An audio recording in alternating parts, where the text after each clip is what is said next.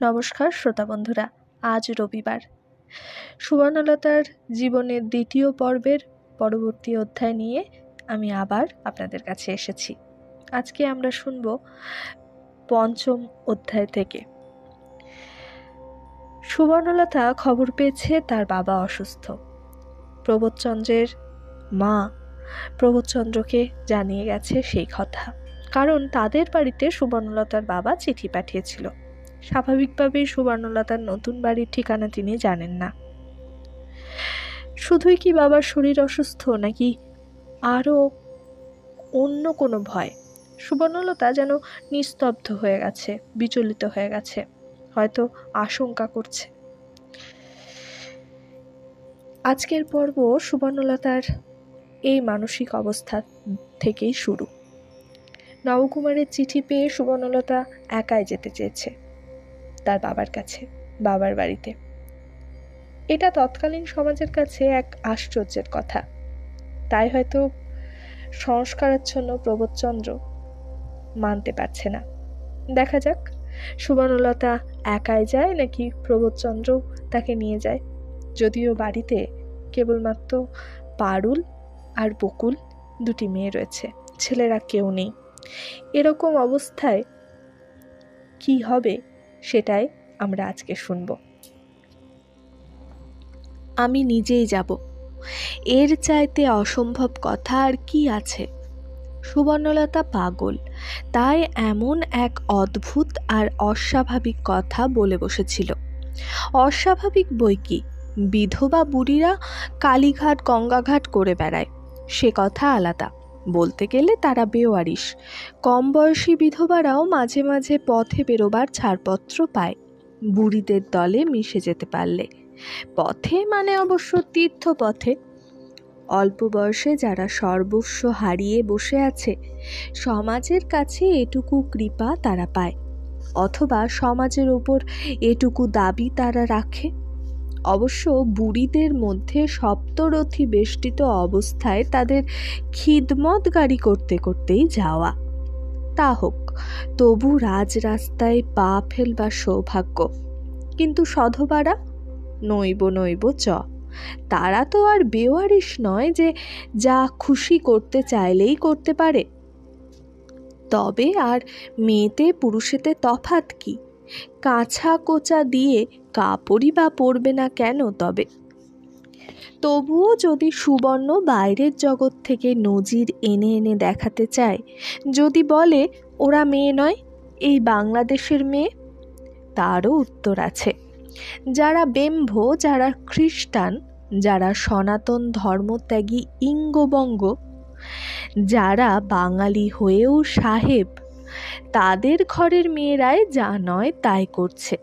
তাদের মেয়েরাই ডাক্তার হচ্ছে, মাস্টার হচ্ছে, দেশ সেবিকা হচ্ছে, সমাজ সংস্কারিকা হচ্ছে, হট হট করে রাস্তায় বেরোচ্ছে, পিডিলি করে শাড়ি পরছে, জুতো মোজা পরছে, ছেলেদের মতন খেলাঘরের ছাতা হাতে নিয়ে বেরোচ্ছে। তাদের মতো হতে চাও তুমি? সেটাই আদর্শ? গেরস্ত ঘরের মেয়েরা সবাই যদি চৌকাঠ ডিঙোতে চায়, তাহলে সমাজ বলে আর রইল কি? লাখ লাখ মেয়ের মধ্যে 2-5টা মেয়ে কি করছে সেটাই দেখতে হবে। বাকি মেয়েরা কোথায় রয়েছে সেটা দেখো। এই যে প্রবোধের ও পাড়ার বন্ধু শশীশেখরের বাড়ি, সুবর্ণ জানে না তাদের কথা। এখনো তাদের বাড়ির মেয়েরা চন্দ্র সূর্য কেমন তা জানে না। ভাদ্রবউরা কখনো ভাসুরের সামনে বেরোয় না। শশীশেখরের দাদা যখন বৈঠকখানার দিক থেকে অন্দরের দিকে আসেন বা 3তলা থেকে 1তলায় নামেন, ঘণ্টা বাজাতে বাজাতে পদক্ষেপ করেন না? ছোট একটা পেতলের ঘণ্টা থাকে না তার হাতে? কেন না, পাছে ভাদ্রবউরা অনবহিত থাকে, পাছে অসতর্কতায় মুখ দেখা হয়ে যায়। তা ওরা না হয় একটু বেশি, কিন্তু প্রবোধের জানাশোনা আত্মীয় কুটুম্ব কাদের বাড়িতে সুবর্ণর ইচ্ছানুযায়ী বেহায়াপনা চালু আছে? সকল বাড়িতেই ধোপানি, গোয়ালিনী, মেছুনি, দাতিনি, নাপিতানি, সকল বাড়িতেই শাকওয়ালি, ঘুটেওয়ালি, চুরিওয়ালি, অথচ সুবর্ণ নিজের বাড়িতে দুম করে একটা জোয়ান মর্দ গোয়ালা ঠিক করে বসলো সেবার। যুক্তি কি না, দুধ ভালো দেবে, নিকুচি করেছে ভালো দুধের, পত্রপাঠ বিদেয় করে দিয়েছে প্রবোধ। পরিমল বাবুদের নজির মানেনি। নজির দেওয়া একটা রোগ সুবর্ণর, আর নিজের গণ্ডির নজির ছেড়ে গণ্ডির বাইরের নজিরে নজর। তর্ক উঠলেই গড় গড় করে আউড়ে যাবে বিধুমুখী, চন্দ্রমুখী, কাদম্বিনী গাঙ্গুলি, স্বর্ণকুমারী দেবী, সরলা দেবী, সরোজিনী নাইডু, কামিনী রায়, জ্ঞানদানন্দিনী, লেডি অবলা বসু, আরও গাদা গুচ্ছির। মানবে না যে ওরা তোমার মতো হিন্দু বাঙালি ঘরের মেয়ে নয়। ঘরে বসে বসে এত খবর রাখেই বা কি করে কে জানে। মাঝে মাঝে তো তাজ্জব হয়ে যায় প্রবোধ। এই তো তার ঘরের মধ্যেই তো আছে চিরটা দিন, অথচ বাইরের খবর প্রবোধের থেকে বেশি রাখে। পাড়া বেড়াতেও যায় না, 5টা সখী সামন্তও আসে না, অথচ আশ্চর্য, মেয়ে মানুষের এত জানা, এত বিশ্বব্রহ্মাণ্ডের খবর রাখা হচ্ছে অনর্থের মূল। ও থেকেই সন্তোষ নষ্ট, শান্তি নষ্ট, বাধ্যতা নষ্ট। আদার ব্যাপারীর জাহাজের খবর নিয়ে দরকার কি বাপু? বিধাতা পুরুষ যখন গোপদারি দিয়ে পাঠাননি, তখন রাধো বারো, খাও দাও, স্বামী পুত্রের সেবা করো, নিদেন না হয় হরিনাম করো কিংবা পরচর্চা করো, চুকে গেল ল্যাটা। তা নয় লম্বা লম্বা বুলি, বড় বড় আম্বা। তবে সেদিন সুবর্ণ এত কথা বলেনি। এসবর মতবাদ। যা মনে পড়ে প্রবোধ একটা তর্কাতর্কির মুখোমুখি হবার ভয় করছিল। কিন্তু তর্ক সুবর্ণ করেনি সেদিন, বেশি কথাও বলেনি, শুধু বলেছিল আমি নিজেই যাব। প্রবোধ ভুরু কোচকালো, আবার সোজা করলো সে ভুরু।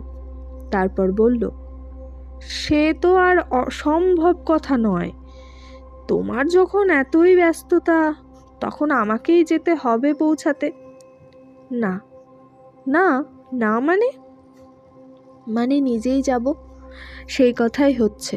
ঠিকানা বলে দিলে গাড়োয়ান ঠিকই নিয়ে যেতে পারবে। ঠিকানা? প্রবোধ একটু উচ্চাঙ্গের হাসি হাসে। শ্বশুর বাড়ির ঠিকানা আর জানলাম কবে? জন্মের মধ্যে কম্ম, সেই তো একবার দরজা পর্যন্ত, আমি আবার ঠিকানা বলবো? সুবর্ণ উত্তাল অসহিষ্ণু চিত্তকে স্থির করে শান্ত গলায় বলে, তোমায় বলে দিতে হবে না। প্রবোধ সুবর্ণর স্থিরতাকে ভয় করে, প্রবোধ ভারী আবহাওয়াকে ভয় করে। তাই প্রবোধ আবহাওয়াকে হালকা করে ফেলবার চেষ্টায় ছ্যাবলা গোছের হাসি হেসে বলে, তবে বলবেটাকে তুমি? সেই মানধাত্তার আমলের স্মৃতি উঠকে? মাথা খারাপ? সে কি এখন মনে আছে তোমার? কি বলতে কি বলবে? এত কথা আমার খারাপ লাগছে। তোমায় গাড়ি ডেকে দিতেও হবে না, রাস্তায় বেরিয়ে আমি নিজেই। হঠাৎ থেমে গেল সুবর্ণ। গলাটা কি শত্রুতা বা সাধল? প্রবোধ বুঝল একবার যখন ধরেছে ঠেকানো যাবে না, বিশেষ করে পরিস্থিতিটা গোলমেলে। তাই আচ্ছা আচ্ছা হচ্ছে বলে বেরিয়ে পড়ে একখানা ঘোড়ার গাড়ি ভাড়া করে এনে সশব্দে সমারোহে বলে, পারু, দরজাটা বন্ধ করে দিয়ে যা, ভালো করে দিবি, কেউ কড়া নাড়লে বারান্দা থেকে দেখে তবে। সুবর্ণ একখানা ফর্সা শাড়ি পরে নেমে এসেছিল ততক্ষণ। সুবর্ণর চোখ লালচে, মুখ লালচে, তবু সুবর্ণ দৃঢ় গলায় বলে, অত কথা হচ্ছে কেন? বলছি তো আমি নিজেই যাব। প্রবোধ অতএব দৃঢ় হয়। বললেই তো হলো না, কলকাতার রাস্তা বলে কথা, তার ওপর মুসলমান গাড়োয়ান, কোন পথ দিয়ে যেতে কোন পথে টেনে ছুট দেবে। সুবর্ণ সহসা ঘুরে দাঁড়ায়, সিঁড়ির দিকে এগিয়ে বলে, ঠিক আছে, যাব না। আরে বাবা, হলোটা কি? বলছি তো নিয়ে যাচ্ছি। না না না। সুবর্ণ সিঁড়ি দিয়ে উঠে যায়। ধেত্তেরি, নিকুচি করেছে, প্রবোধ জেরবারের গলায় বলে। আমি শালা সপ্তাহতেই চোর দেয় ধরা পড়েছি, চুলোই যাক, আমার কি। তারপর গট গট করে বেরিয়ে গাড়োয়ানটার হাতে একটা আনি দিয়ে বলে, দরকার লাগবে না বাবা, যা। দোতলায় উঠে এসে ঘরের দরজার সামনে দাঁড়িয়ে গলা তুলে বলতে থাকে, বুঝলাম মন খারাপ, তবু সবেরই একটা সামঞ্জস্য থাকা দরকার। মা বাপ তো তোমার জ্যান্তে মরা, এখন যে অসুখ বলে খবর পাঠিয়েছে সেটাই আশ্চর্য। ঘরের মধ্যে থেকে কোনো সাড়া পাওয়া যায় না, দেখাও যায় না কোণের দিকে কোথায় বসে আছে। নিজেরই তো ঘর, তবু কেন যে হঠাৎ ঢুকে পড়বার সাহস হয় না। বাইরে থেকেই আরও কিছুক্ষণ স্বগতোক্তি করে আস্তে আস্তে নিচের তলায় নেমে গিয়ে বৈঠকখানা ঘরে বসে থাকে। বাবা। অনেকক্ষণ পরে বকুল এসে ঘরে ঢোকে, যেন খুব একটা বিচলিত দেখায় তাকে। বলে ওঠে, বাবা, মা কোথায়? মা কোথায়, এ আবার কেমন ভাষা? প্রবোধ কাছা সামলাতে সামলাতে উঠে পড়ে। তার মানে? বকুল শুকনো গলায় বলে, কোথাও দেখতে পাচ্ছি না। পা থেকে মাথা পর্যন্ত হিমপ্রবাহ বয়ে যায়, তবু মেয়ের সামনে অবিচলিত ভাব দেখাতে চেষ্টা করে প্রবোধ। ছাতে উঠে বসে আছে বোধহয়। না, ছাতে দেখে এসেছি। হ্যাঁ, সর্বত্রই দেখেছে ওরা, ছাতে, স্নান ঘরে, ঘুঁটে কয়লার ঘরে, এমনকি ঝিয়ের বাসন মাজার গলিতে পর্যন্ত। কোথাও নেই সুবর্ণলতা। নবকুমার বিছানার সঙ্গে মিশিয়ে আছেন। নবকুমার হয়তো আশা ছেড়েই পড়ে আছেন। ওদের বাড়িতে খবর দেবার পর থেকেই প্রতি মুহূর্তে অপেক্ষা করছেন, আশা করছেন। দরজাটা বাতাসে নড়লেও চমকাচ্ছেন। আবার বারে বারেই হতাশ নিঃশ্বাস ফেলে বলছেন, সে আর এসেছে, আসবে না, কখনো আসবে না। এমনই অনেক যন্ত্রণাময় মুহূর্ত পার করে, অনেক হতাশ নিঃশ্বাস ফেলে যখন নবকুমার প্রায় শেষ নিঃশ্বাসের জন্য প্রস্তুত হচ্ছেন, তখন সহসা শুনতে পেলেন, এসেছে। এসেছে সুবর্ণ, নবকুমারের মেয়ে। নবকুমারের জীবন থাকতে সে কোনোদিন এলো না। নবকুমারের চোখ দিয়ে জল গড়িয়ে পড়ল। নবকুমার ক্ষীণ কণ্ঠে কি যে বলবেন বোঝা গেল না। তারপর নবকুমার আর একটু সচেষ্ট হলেন, আস্তে আস্তে ভেঙে ভেঙে কথা বললেন, বোঝা গেল না। নবকুমার বললেন, সেই এলে, শুধু সব যখন শেষ হয়ে গেল। সুবর্ণ ডুকরে কেঁদে উঠতে পারত, কিন্তু সুবর্ণ তা করল না। সুবর্ণ শুধু মাথাটা নিচু করল। সুবর্ণ কাঁপা কাঁপা ঠোঁটটাকে কামড়ে ধরল। নবকুমার বললেন, আমি আর বেশি দিন নেই সুবর্ণ, বুঝতে পারছি ডাক এসেছে। সুবর্ণ মাথা তুলে একবার তাকালো, আবার মাথাটা নিচু করল। নবকুমার আস্তে থেমে থেমে বললেন, জানি ক্ষমা চাওয়ার কথা আমার মুখে আনা উচিত নয়, তবু এই শেষকালে তোর কাছে একবার ক্ষমা না চেয়ে মরতেও তো পারছি না। বাবা। সুবর্ণ রুদ্ধ কণ্ঠে বলে, ও কথা বলে আমায় শাস্তি দেবেন না বাবা। শাস্তি নয় রে সুবর্ণ, এ একেবারে সত্যিকার অপরাধীর কথা, যে অপরাধ আমি তোর কাছে করেছি। সুবর্ণ আরও কাছে সরে আসে, আরও রুদ্ধ কণ্ঠে বলে, তাই যদি হয় তার শাস্তিও কম পাননি বাবা। তা বটে। নবকুমারের নিষ্প্রভ দুটি চোখে এক ঝলক জল গড়িয়ে পড়ে। সে কথা মিথ্যে নয়। এক এক সময় মনে হতো বুঝিবা লঘু পাপে গুরুদণ্ডই হয়েছে আমার। আবার যখন তোর জীবনটা দেখেছি, তখন মনে হয়েছে না, এ দণ্ড আমার ন্যায্য পাওনা। তবে একটা কথা বলে যায় রে, যা করেছি না বুঝে করেছি, বুঝে জেনে অত্যাচার করতে পারিনি। কিন্তু সেই একজন তা বুঝল না কোনো দিন। নবকুমার থামলেন, জলের গ্লাসের দিকে তাকালেন। সুবর্ণ জল দিতে গেল, দিতে পেল না। সাধনের বউ এগিয়ে এসে তাড়াতাড়ি মুখের কাছে গেলাসটা ধরে বলল, এই যে বাবা, জল খান। নবকুমার মুখটা কোঁচকালেন। নবকুমার আধ ঢোক জল খেয়ে সরিয়ে দিলেন। তারপর বললেন, ক্ষমা করতে যদি পারিস তো। বাবা, আপনি চুপ করুন। আমি সব বুঝতে পারছি, আপনার কষ্ট, আপনার দুঃখ সব বুঝেছি। নবকুমার একটা নিঃশ্বাস ফেললেন, তারপর বললেন, ক্ষমা চাইলাম, সারা জীবনে তো পারিনি। এই এখন মরণকালে, তবু আমার নিজের জন্যে তোকে ডাকিনি সুবর্ণ, ডেকেছিলাম এইটা দিতে। হাতটা তোষকের তলায় ঢুকিয়ে একটু বুলিয়ে নিয়ে টেনে বার করলেন একটা ভারী খাম। বললেন, এইটা আগলে নিয়ে বসে আছি তোকে দেব বলে। সুবর্ণ হাত বাড়ায় না। সুবর্ণ কি এক সন্দেহে আরক্ত হয়ে ওঠে। সুবর্ণ অস্ফুটে বলে, কি এ? নবকুমার বোধ করি বুঝতে পারেন, তাই তার সন্দেহ ভঞ্জন করেন। সামান্য একটু হাসির গলায় বলেন, ভয় নেই, দলিল নয়, দানপত্র নয়, শুধু চিঠি। চিঠি? হ্যাঁ।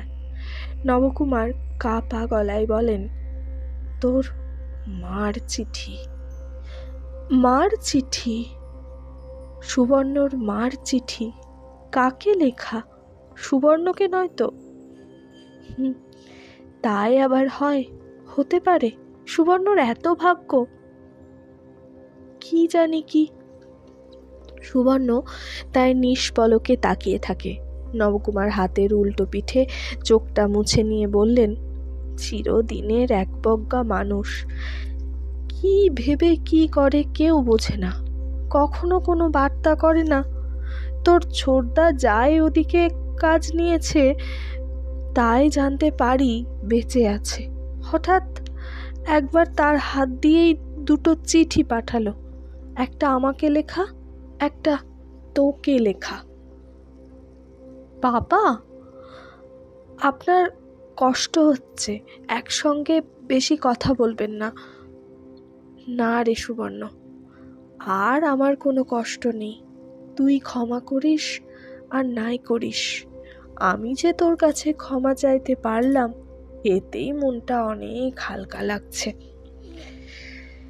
এবার শান্তিতে মরতে পারবো। হ্যাঁ, সেই চিঠির একখানা নবকুমারের, একখানা সুবর্ণর। একবজ্ঞা সত্যবতীর নাকি কড়া নিষেধ ছিল তার জীবৎকালে যেন এ চিঠি খোলা না হয়। মৃত্যু সংবাদটা অবশ্যই পাবে নবকুমার, তখন সুবর্ণরটা সুবর্ণকে পাঠিয়ে দেবে, নিজেরটা খুলে পড়বে। সে সংবাদ এসেছে, না, শেষ রক্ষা হয়নি। সুবর্ণ স্তব্ধ হয়ে বসে থাকতে পারেনি।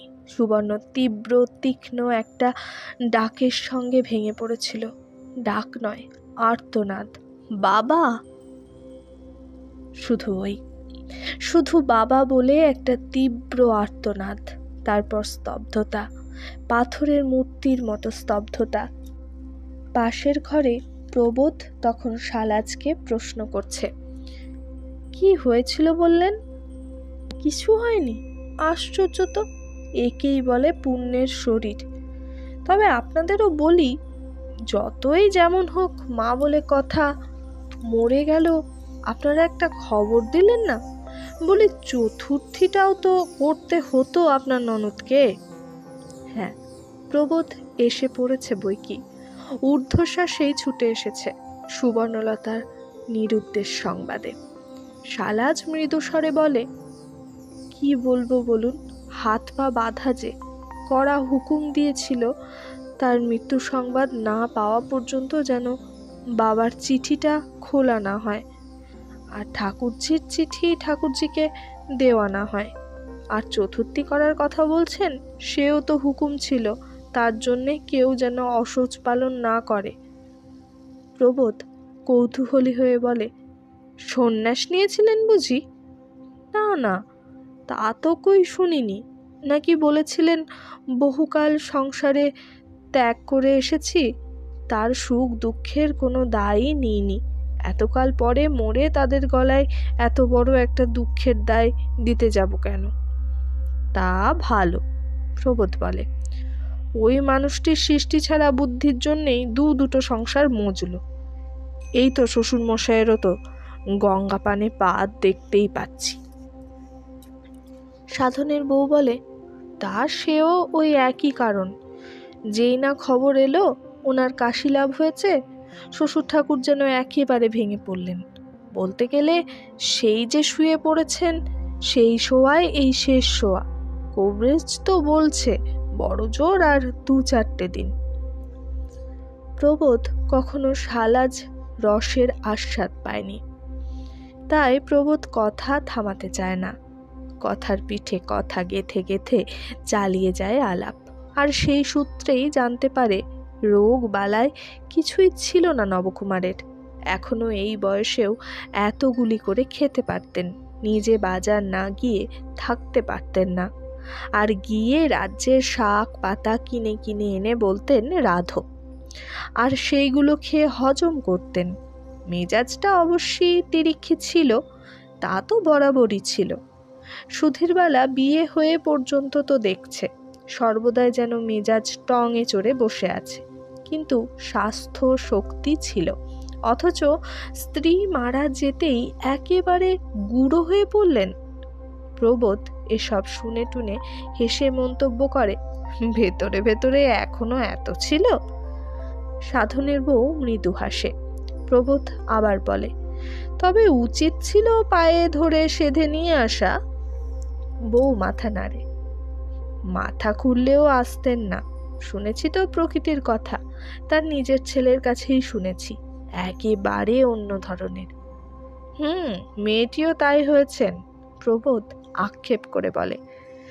আপনার কাছে বলেই বলছি, আপনার ননত্রীও ঠিক তাই, একেবারে সৃষ্টি ছাড়া। আমার শালা চিরকাল চোর হয়ে আছি মহারানীর মেজাজের কাছে, অথচ এই তো আপনি দিব্যি সোজাসুজি। কি করে জানলেন?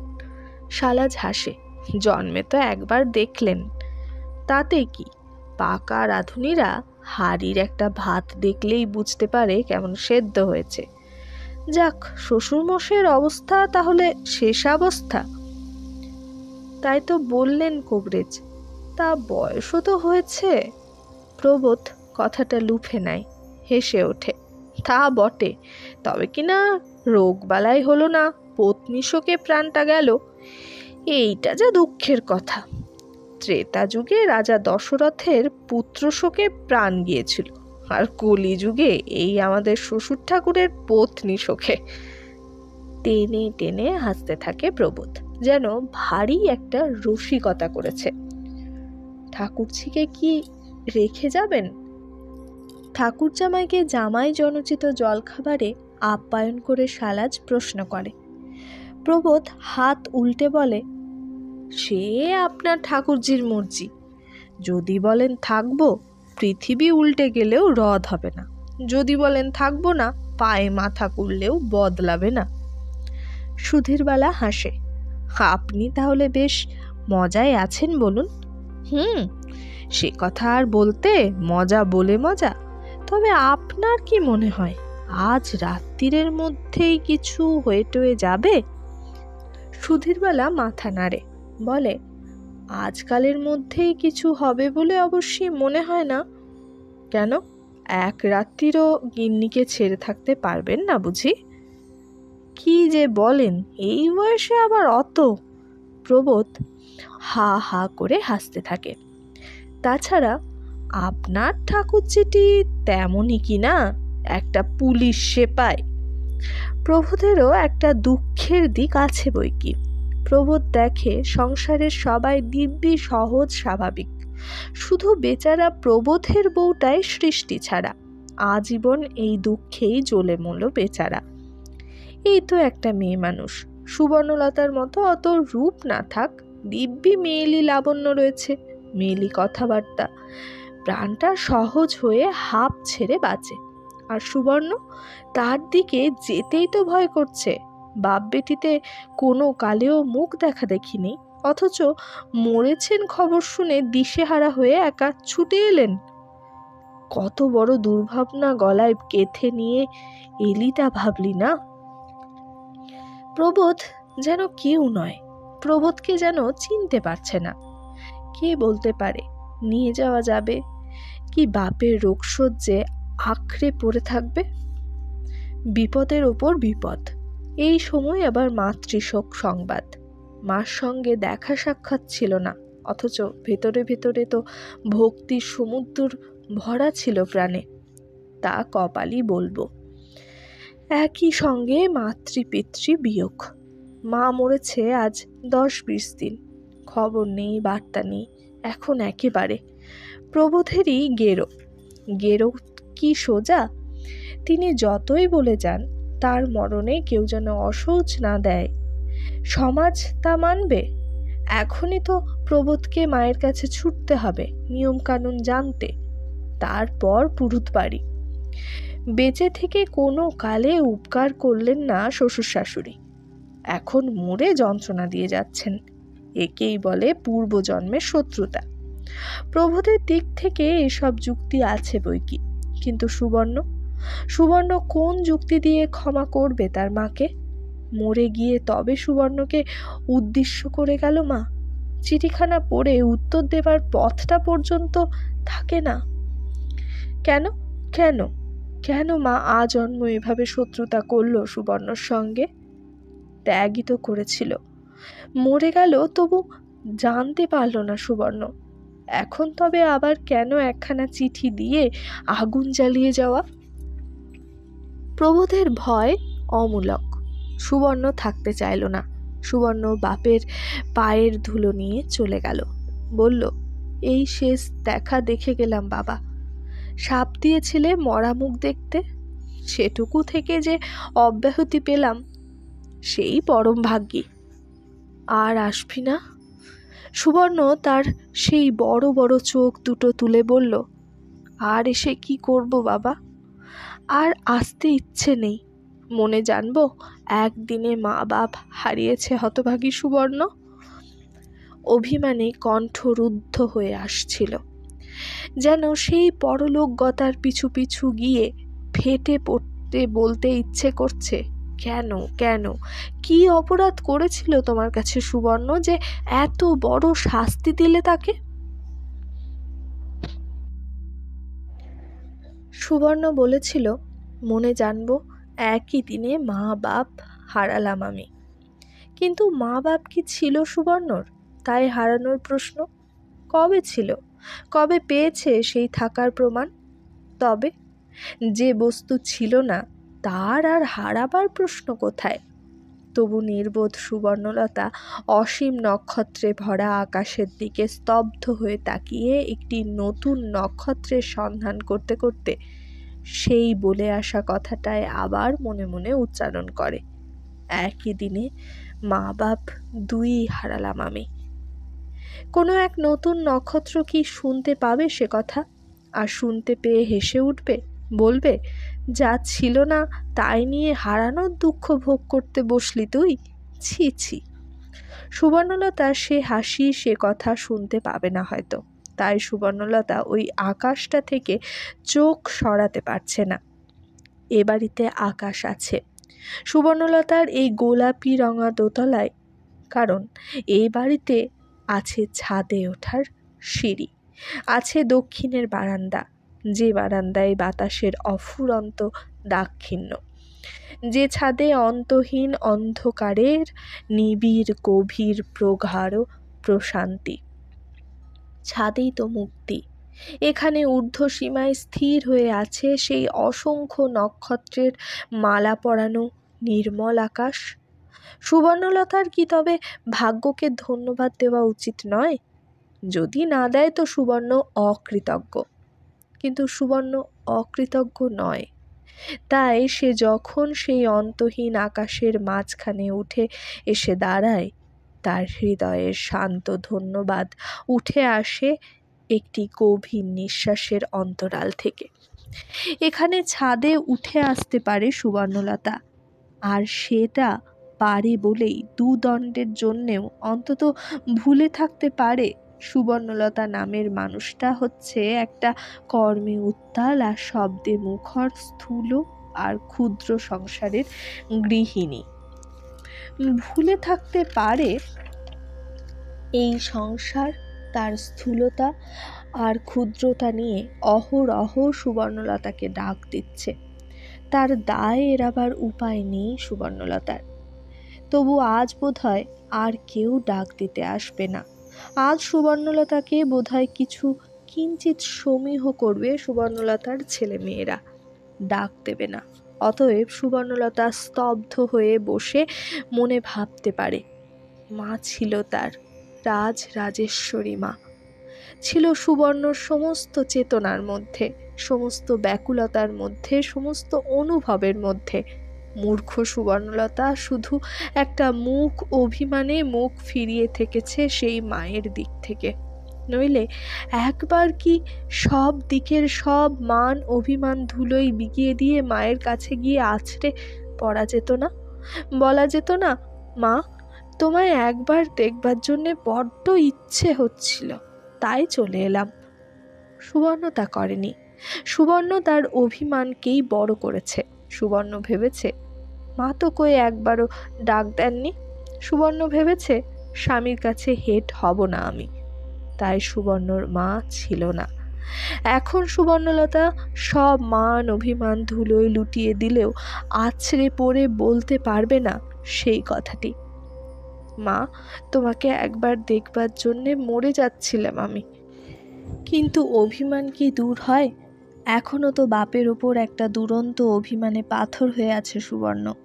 সেই পাথর যদি ফেটে পড়তো তো হয়তো কপাল কুটে কুটে চিৎকার করে উঠত, কেন কেন তোমরা সবাই মিলে আমাকে ঠকাবে? কেন এমন করে নিষ্ঠুরতা করবে আমার সঙ্গে? কি ক্ষতি হতো যদি তোমার সুবর্ণলতার মায়ের চিঠিটা সুবর্ণলতাকে চুপি চুপি পাঠিয়ে দিতে? যদি বলতে, সুবর্ণ রে, তোর মা বলেছে সে মরে না গেলে চিঠিটা না দিতে, কিন্তু আমি পারলাম না অত নিষ্ঠুর হতে, আমি দিয়ে গেলাম তোকে, এখন তুই বোঝ খুলবি কি খুলবি না। সুবর্ণ বুঝত, কিন্তু সুবর্ণর বাবা তা করেননি। আর সুবর্ণর মা তার চিঠির জবাব চায় না বলে গেছে, আমি মরলে তবে দিও সুবর্ণকে। কি দরকার ছিল এই মুষ্টি ভিক্ষায়? সারা শরীর তোলপাল করা একটা প্রবল বাষ্পোচ্ছ্বাস যেন সেই পাথরকে ভাঙতে চাইছে।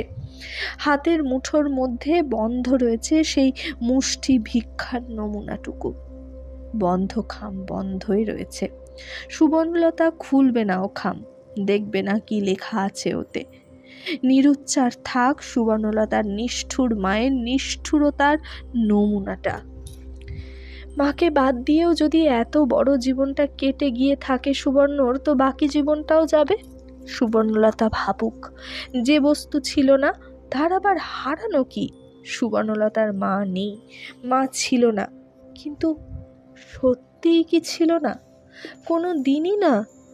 সুবর্ণলতার জীবনে 9টা বছর একেবারে 9 হয়ে যাবে। সুবর্ণলতার সেই 9 বছরের জীবনের সমস্ত জীবন আকাশ জুড়ে নেই একখানি অনির্বাণ জ্যোতি? সেই জ্যোতির পরিমণ্ডলে ও কার মুখ? সুবর্ণলতার মায়ের মুখ কি ভুলে গেছে সুবর্ণর? সুবর্ণর জীবন আকাশের সেই জ্যোতি চিরতরে মুছে গেছে? মুছেই যদি গেছে, তো সুবর্ণলতা কোন আলোতে দেখতে পাচ্ছে ওই ফ্রক পরা ছোট মেয়েটাকে? যে মেয়েটা স্কুল থেকে ফিরেই হাতের বই খাতা নামিয়ে রেখে দুধ দাঁড়িয়ে ছুটে গিয়ে গেছে তার মায়ের কাছে, 2 হাত বাড়িয়ে, মা মা মা। মা অবশ্য হা হা করে উঠেছে, ছুঁসনে ছুঁসনে স্কুলের জামা কাপড়। কিন্তু মায়ের চোখের কোণে প্রশ্রয়, মায়ের ঠোঁটের কোণে হাসি। আর শোনে কেউ তার মিথ্যে নিষেধের সাজানো বুলি? জড়িয়ে না ধরে ছাড়ে। অন্ধকার, নিঃসীম অন্ধকার। এই অন্ধকারের সমুদ্রে তলিয়ে গিয়ে বুঝি ওই ছোট্ট মেয়েটার সঙ্গে একাকার হয়ে যাচ্ছে সুবর্ণ। কিন্তু এই অতল অন্ধকারের মধ্যে দৃষ্টি তেমন চলে না, শুধু শব্দ তরঙ্গ পরে আছড়ে আছড়ে।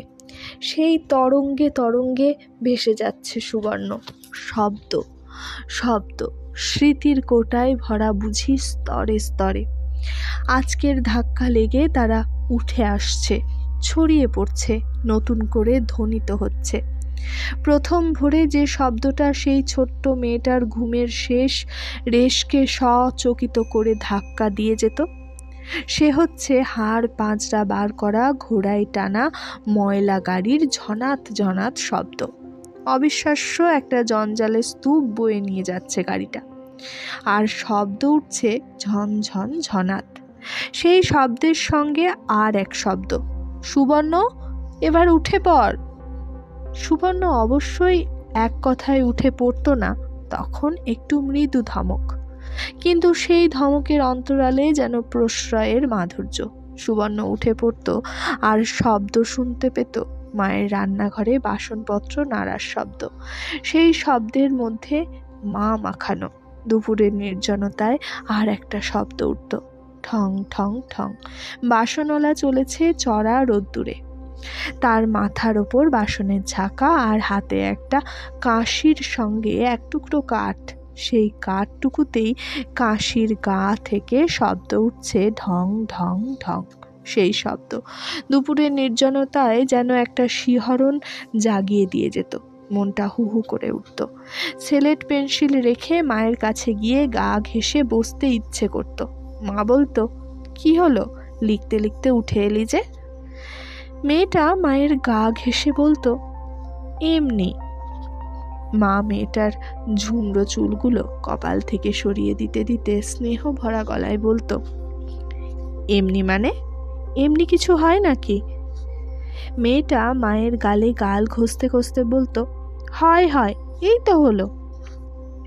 তখন যদি দুপুরে সেই নির্জনতা ভেদ করে একবার হাঁক উঠত, ট্যাপারি, টোপা ফুল, নারকেল কুল, অথবা হাঁক উঠত, চিনের সিঁদুর চাই, চিনের সিঁদুর, কিছুই এসে যেত না মেয়েটার। বুক গুড় গুড় করে উঠত না, গা ছমছম করে উঠত না, যেন সব ভয় জয়ের ওষুধ মজুদ আছে ওই মিষ্টি গন্ধে ভরা গাটার মধ্যে। কিসের সেই মিষ্টি গন্ধ? চুলের, শাড়ির, না শুধু মাতৃহৃদয়ের? শব্দ উঠত, বেলোয়ারি চুড়ি চাই, কাচের পুতুল, খেলনা চাই, সাবান, তরল আলতা চাই। শব্দ উঠত, পাখা বরফ, পাংখা বরফ। তখন আর ভয় নয়, আহ্লাদ, আহ্লাদ, আগ্রহ, উৎসাহ। শুনতে পেলেই জানালার কাছে ছুটে যেত মেয়েটা, তারপর সরে এসে উতলা গলায় বলতো, মা, মা গো। মা হেসে হেসে বলতো, ভারী যে আদর দেখছি, কি চাই শুনি? কাচের পুতুল একটা। আহার পুতুল কি হবে রে, কত রয়েছে? মেয়েটা তীক্ষ্ণ গলায় বলতো, বারে, আমি বুঝি কচি পুতুল আছে? অতএব কচি পুতুল, অথবা বরফ, পাংখা বরফ। তখন মা বলতো, দূর, ও বরফ বিচ্ছিরি জলে তৈরি হয়, ওসব কি খায় মানুষে? খায় না তো বিক্রি করে কেন? পরনে খাটো ফ্রক থাকলেও তর্কে খাটো ছিল না মেয়েটা। বলতো, খায় না তো বিক্রি করে কেন? মা পয়সা বার করতো আর বলতো, বিক্রি তো সাপের বিষ হয়, খাবি তাই? বলতো, আবার পয়সা দিত। বলতো, শুধু আজ, আর নয় কিন্তু। তাই তাতেই সই। নগদ যা পাওয়া হাত পেতে নাও, বাকির খাতায় শূন্য থাক, আর একদিনের কথা পরে ভাবা যাবে। একদিন আবার মা বকতো, বলতো, কেবল পড়া ফেলে উঠে আসছিস কেন বলতো? মন নেই কেন পড়ায়? মেয়েটা বলে ফেললেই পারত, ভর দুপুরে ওই রকম শব্দ শুনলে ভয় করে আমার, বললে অনেক কিছু সোজা হয়ে যেত। কিন্তু মেয়েটা তো বলতো না, চুপ করে দাঁড়িয়ে থাকতো। মা বলতো, যাও হাতের লেখা করে ফেলোগে। মেয়েটা আস্তে আস্তে চলে যেত। আর সময় মিনিট গুনতো কখন রাত্রির আসবে। রাত্রিরে তো আর মা ঠেলে সরিয়ে দিয়ে বলতে পারবে না, যাও পড়োগে। রাত্রিরে মায়ের বুকের কাছে ঘেঁষটে শুয়ে গায়ের ওপর হাত রেখে পরম সুখময় একটু আবেশ নিয়ে কয়েক মুহূর্তের মধ্যে ঘুমিয়ে পড়া। ছোট সেই মেয়েটার সঙ্গে ঘুরে বেড়াতে থাকে সুবর্ণলতা। তার মায়ের কাছে বসে চুল বাঁধে, ভাত খায়, পড়া মুখস্থ করে, বই খাতা গুছিয়ে নিয়ে স্কুলে যায় দুর্গাপূজার প্রতিমা দেখতে। যেখানে যায় তার নামগুলো যেন ভেসে ভেসে উঠছে চালচিত্র ঘেরা জগৎজননী মূর্তির ধারে ধারে। রানী রাসমণির বাড়ি, শোভাবাজারের রাজবাড়ি, শ্যামবাজারের মিত্তির বাড়ি, কোথায় যেন নাগরদোলা চড়ে আসে, কোথায় যেন সঙ্গের পুতুল দেখে। তারপর ব্যথা করা পা নিয়ে বাড়ি ফিরে ঝাঁপিয়ে এসে বলে, মা, মা গো, কত ঠাকুর দেখেছি জানো, 5খানা। মা হেসে বলে, ঠাকুর তো দেখেছিস, নমস্কার করেছিস? আহারে, নমস্কার করব না, আমি যেন পাগল। মা ওর কপালের চুলগুলো গুছিয়ে দিতে দিতে বলতো, করেছিস তাহলে? নমস্কার করে কি বর চাইলি? বর? এই যা, কিছু চাইনি তো। মা হেসে ফেলতো, যাসনি? তা ভালোই করেছিস, না চাওয়াই ভালো। তবে এইটুকু চাইতে হয়, মা, আমার যেন বিদ্যে হয়। বিদ্যে? বিদ্যে। উঠতে বসতে মা ওই কথাই বলতো। বিদ্যেই হচ্ছে আসল, বুঝলি? মেয়ে মানুষের বিদ্যে সাধ্যি নেই বলেই তাদের এত দুর্দশা। তাই তাদের সবাই হেনস্থা করে। আর যেসব মেয়ে মানুষরা বিদ্যে করতে পেরেছে, বিদুষী হয়েছে, কত গৌরব তাদের, কত মান্য। সেই মান্য, সেই গৌরব তোরও হবে। সুবর্ণলতার সর্বশরীরে প্রবল একটা আলোড়ন ওঠে। সুবর্ণলতা ছাদে ধুলোর ওপর শুয়ে পড়ে মুখটা ঘষতে বলে, শেষ রক্ষা করতে পারোনি মা। শুধু তোমার দেওয়া সেই মন্ত্রের দাহে সারা জীবন জর্জরিত হয়েছে তোমার সুবর্ণ। অনেক চোখের জল ফেলে ফেলে দুঃসহ যন্ত্রণাটা স্তিমিত হয়ে আসে। সুবর্ণলতা আবার এখন তাই দেখতে পায়, শব্দের তরঙ্গে ভাসতে ভাসতে দৃশ্যের ঘাটে এসে ঠেক খায়। তাই সুবর্ণলতা দেখতে পায় সুবর্ণলতার মা রান্নাঘরে বসে রাঁধছে, মা ছাদে উঠে কাপড় শুকোতে দিচ্ছে, মা ঝেড়ে ঝেড়ে বিছানা পাতছে, মা মাটিতে আরশি রেখে চুল বাঁধছে।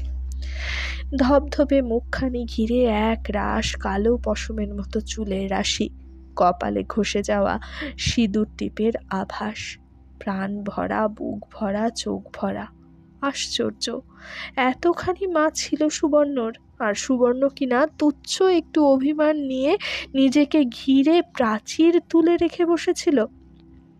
ঠিক হয়েছে সুবর্ণ, তোর উপযুক্ত শাস্তিই হয়েছে। মা একটা চিঠি লিখে রেখে গেছে সুবর্ণকে, তাও আদেশ দিয়ে গেছে, আমি মরে গেলে তবে দিও। এছাড়া আর কি হবে তোর? অভিমান আর আত্মধিক্কার, এরা দুজন যেন ঠেলাঠেলি করে নিজের শিকড় পুঁততে চায়, আর শেষ পর্যন্ত আত্মধিক্কারই বুঝি জয়ী হয়। মা, মা গো, এই নির্মায়িক লোকটার পায়ে ধরেও কেন একবার দেখতে গেলাম না তোমায়? এখন যে আমার জীবনের সব গান থেমে গেল, সব আলো মুছে গেল। টের পাইনি আমার জীবনের অন্তরালে তুমি ছিলে আলো, গান হয়ে, যেন আমার একটা বিরাট ঐশ্বর্য নিজের লোহার সিন্ধুকে ভরা ছিল। মনে হতো ইচ্ছে মতো ওটাকে খুলবো আমি, খুললেই দেখতে পাবো। বুঝতে পারিনি, হঠাৎ একদিন দেখব শূন্য হয়ে গেছে সে সিন্ধুক। কেবল অন্যের দোষেই দেখেছি আমি, অভিমানে পাথর হয়েছি, নিজের দোষ দেখিনি। মা না হয় দূরে ছিল আমার, কিন্তু বাবাকে অপরাধী করে রেখে ত্যাগ করেছিলাম আমি। আজও ত্যাগ করে এলাম, জীবন্ত মানুষটার মুখের ওপর বলে এলাম, মনে জানবো আমি বাপ মা দুই হারিয়েছি। কিন্তু আমি কি গো? শুধু কঠোর জীবন, সারাটা জীবন শুধু সেই কাঠিন্যের তপস্যাই করলাম।